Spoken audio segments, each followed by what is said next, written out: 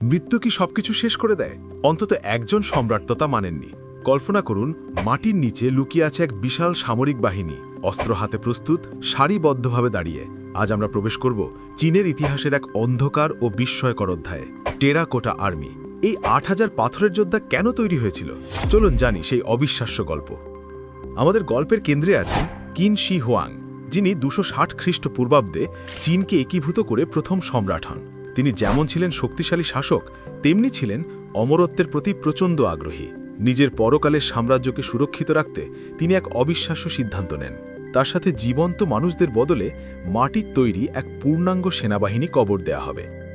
কিন্তু এই সেনাবাহিনী দীর্ঘদিন ছিল লোকচক্ষুর আড়ালে।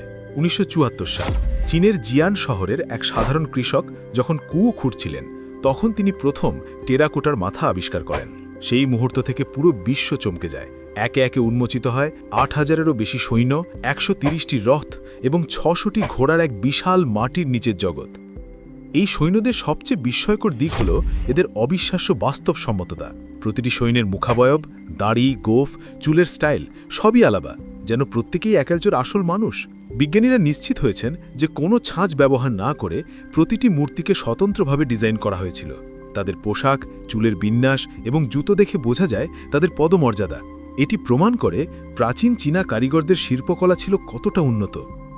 এই সেনাবাহিনী শুধু মাটির মূর্তি নয়, তারা ছিল আসল ব্রোঞ্জের অস্ত্রে সজ্জিত।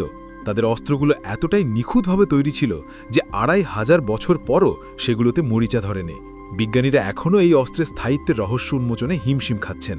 এছাড়া মূর্তিগুলোতে একসময় উজ্জ্বল রং ছিল, কিন্তু খননের পর বাতাসের সংস্পর্শে তা দ্রুত নষ্ট হয়ে যায়। এই সেনাবাহিনী যেন ইতিহাসের এক জটিল ধাঁধা। এই টেরাকোটা আর্মি হল সম্রাটের বিশাল সমাধিস্তম্ভের বাইরের প্রহরীরা। কিংবদন্তি অনুসারে সম্রাটের মূল সমাধিতে পারদ বা মার্কুরি দিয়ে তৈরি নদী এবং আরও বহু গুপ্তধন লুকিয়ে আছে। তবে পরিবেশগত ঝুঁকির কারণে বিজ্ঞানীরা সেই মূল সমাধিস্তম্ভ এখনও খনন করতে পারেননি। মাটির নিচে কী আরও রহস্য লুকিয়ে আছে তা আজও অজানা। কি ভাবছেন, এই নীরব সেনাবাহিনী কি সত্যি একদিন জেগে উঠবে? মাটির নিচে লুকিয়ে থাকা এই সাম্রাজ্য সম্পর্কে আপনার কি মতামত? কমেন্টে আমাদের জানান। ইতিহাসের এমন আরও রহস্য জানতে এখনই আমাদের চ্যানেলটি সাবস্ক্রাইব করুন। দেখা হবে পরের ভিডিওতে নতুন কোনো বিষয় নিয়ে। ধন্যবাদ।